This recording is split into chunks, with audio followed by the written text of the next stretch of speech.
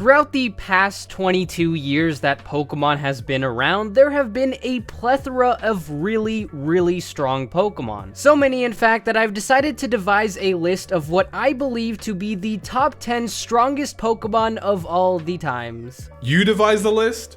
By yourself? Without any help? Working on my own video without any help. Yeah, you're right, that doesn't sound like me. Let me rephrase that.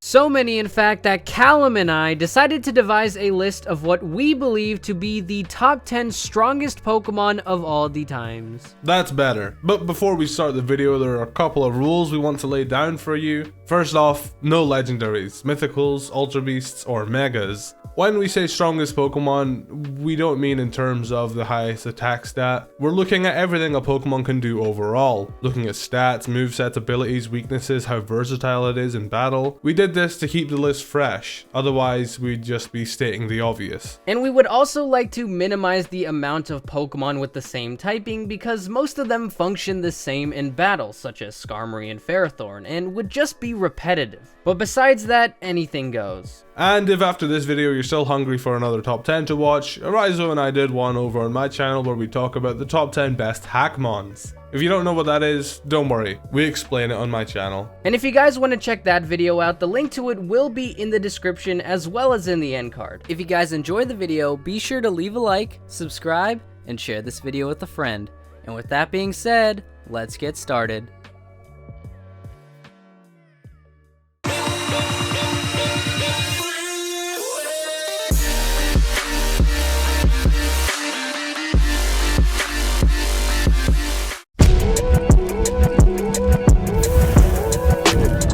Starting out this list, we have one of my personal favorite Pokemon to come out of Generation 6.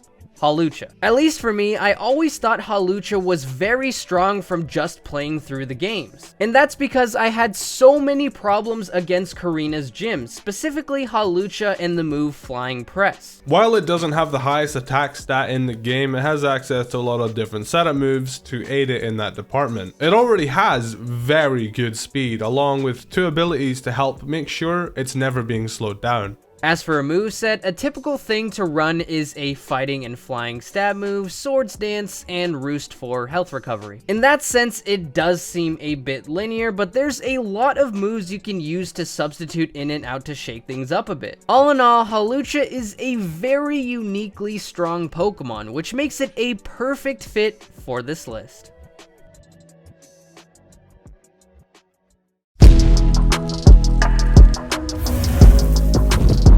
Strength comes in different shapes and sizes. Just because this list is all about strong Pokemon doesn't necessarily mean it's all about raw power. While Mamoswine is killing it with 130 base attack, it does have a lot of other functions that make it a strong Pokemon overall. The thing that's so great about Mamoswine, as well as a lot of the other Pokemon on this list, is that when you see one in battle, you don't know for sure what its role is going to be. You can probably count on it having Earthquake, but that's kind of it.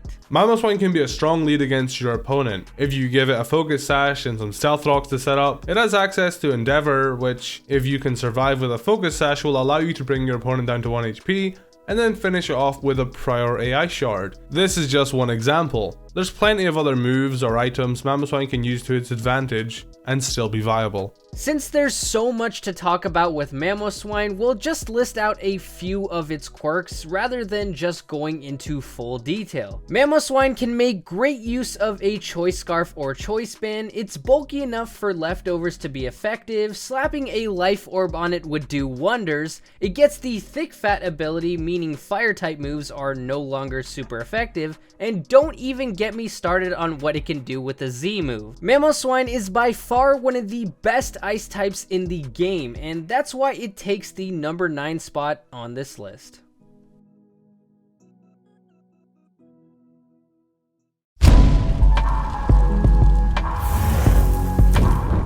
When it comes to starter Pokemon, I think we can all agree that there are some really strong starters. Greninja, Blaziken, Infernape, and let's not forget the best of them all, Charizard. No? Not just me?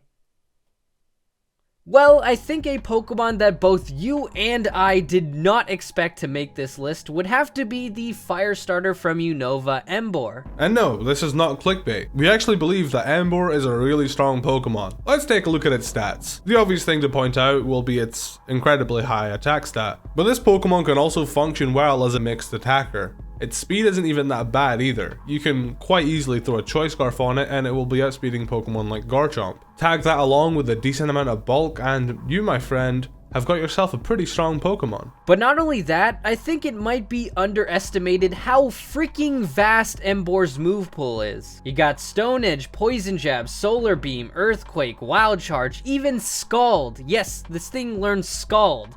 That's the definition of versatile. You can run so many different effective sets for this Pokemon that it's almost impossible for opponents to predict what you're going to use. Obviously, we could have gone with a Pokemon like Blaziken or Infernape, but with Blaziken, we felt like it was way too cookie cutter and linear of a Pokemon, which makes it easy to predict. And Infernape, it's just not as versatile as Emboar. I gotta say, going into this video, I was not a huge believer in Emboar. Just look at some of my older videos for reference, but full credit to Callum for changing my opinion. I am now a firm believer in Emboar.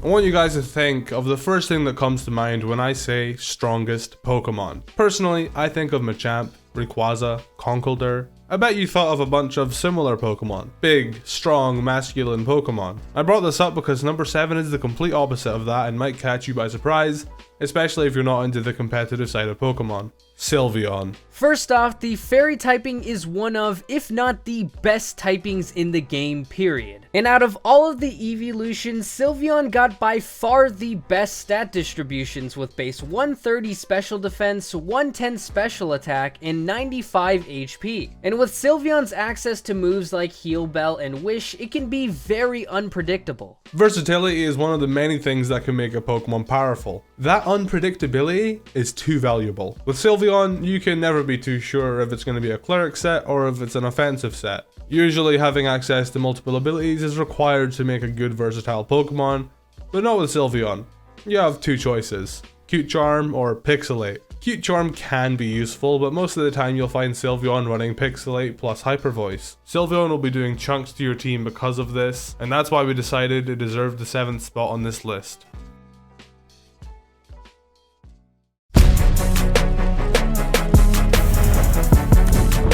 Continuing the trend of Pokemon you'd probably never expect to see on a strongest Pokemon list, at number 6 we have one of my favorite Pokemon to come out of Gen 7.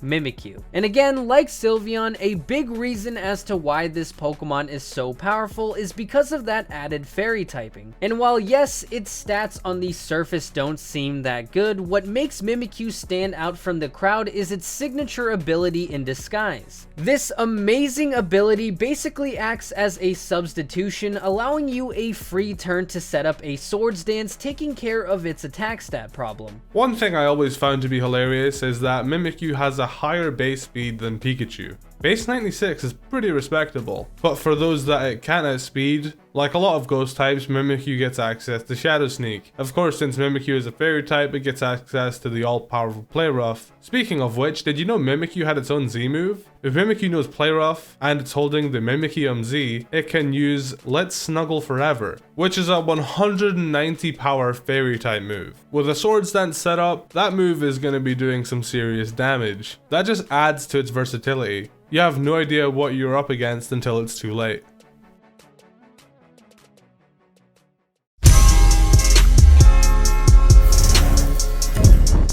One of my favorite features of Generation 7 was Alolan forms. Taking an old Pokemon and revamping it both visually and changing their type, ability, as well as a slight stat change can go a long way. One of the biggest changes had to be Alolan Marowak. Not only does Alolan Marowak look much cooler than regular Marowak, but it's also a lot better in terms of battling. The main changes Alolan Marowak brought to the table was its typing. Rather than being a pure ground type, it's now a ghost and fire type, which right off the bat doesn't sound too great. It has 5 weaknesses weaknesses and isn't very fast, so you wouldn't really expect it to do that great in battle. But even though it has 5 weaknesses, it has double the resistances when it has Lightning Rod as its ability. Speaking of which, its amazing abilities in Lightning Rod and Rock Head in tandem with the Thick Club carves a great niche for Marowak as a wall breaker. And the fact that electric type Pokemon run rampant in the metagame, it's nice to have a Pokemon on your team that can tame the likes of Tapu Koko and Xurkitree. With Rock Head, that basically allows you to fire off incredibly strong Flare Blitzes with absolutely no repercussions. The problem with this Pokemon though that keeps it from getting farther up this list is that one knockoff basically ruins Marowak's life. But getting past that, you've got yourself a very powerful Pokemon.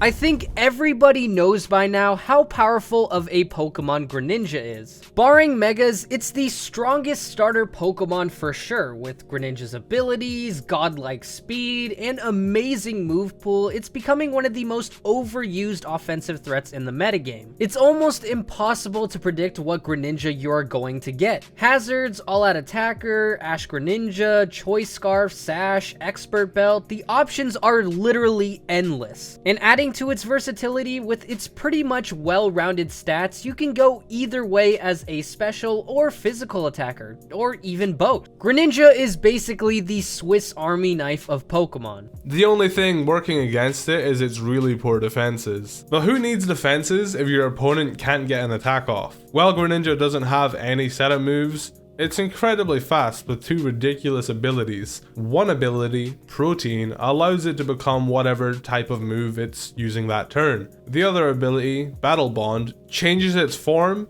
to have stats that would put most legendary Pokemon to shame. Greninja has so many options. When battling against you, you sort of just have to send in a Pokemon that can resist it and hope it doesn't have a coverage move for it. Game Freak really wanted us to like this Pokemon, huh?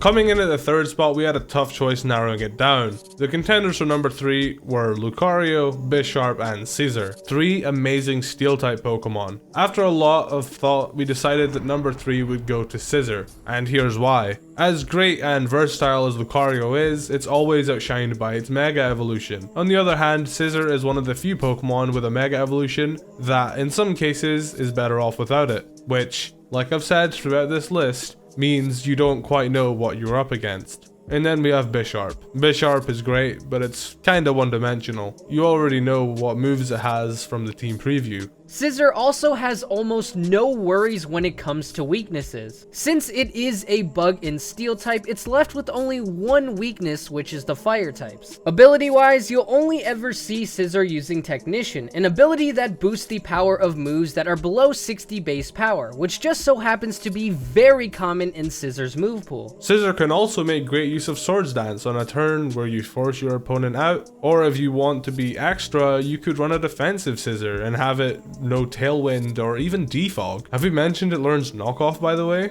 The thing is, Scizor has a lot it can do with very little weaknesses to stop it. That's why it's number 3 on our list.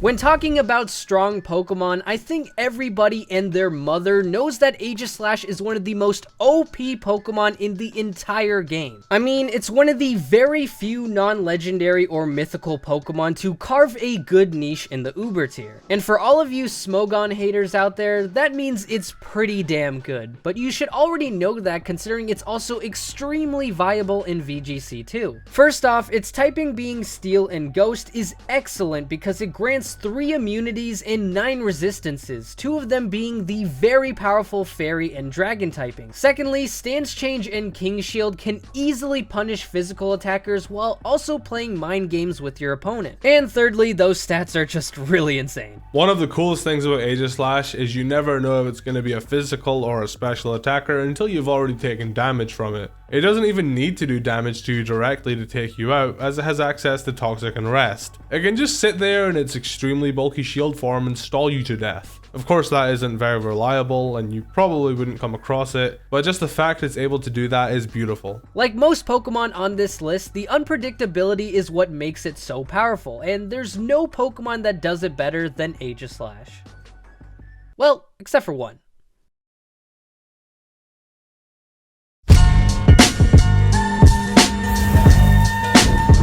And finally taking our number 1 spot. The whole reason you clicked on this video. Who is the strongest Pokemon? Eryizo, you tell them. It's your video. I wouldn't feel right if I made the reveal. Okay, I guess. Well, the number 1 entry on our top 10 strongest Pokemon of all time may come as a shock to you.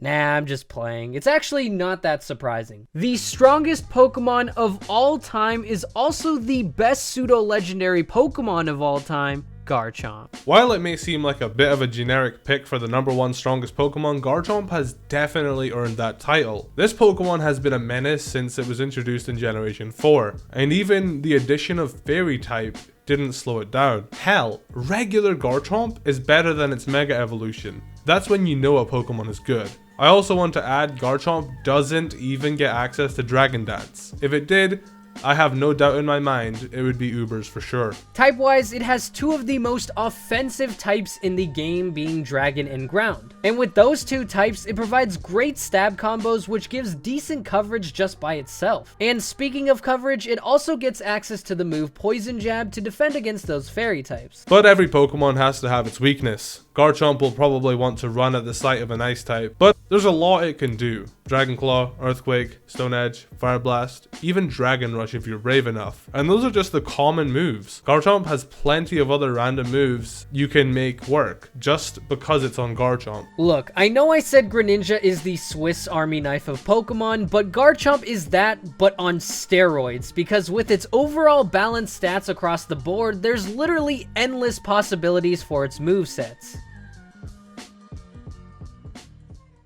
Thank you guys so much for watching. If you enjoyed the video, be sure to leave a like and let me know in the comments section below. If you haven't already, subscribe to the channel and become an Eryizo today. I would also like to thank my good friend Callum, or HoodlumScrafty, for joining me today. Hey, no problem, man. Thanks for having me. If you like what you saw here today, Eryizo and I did a video on my channel where we talk about the 10 best hacked Pokemon. So feel free to come check that out. Link to that will be on the iCard on the top right of your screen, as well as in the end card. But if you're already here from Callum's channel, why not stick around and watch some of my other videos? On the right side of your screen will be a link to my top 10 worst Pokemon video. Be sure to go check that out. And with that being said, I will see you guys next time.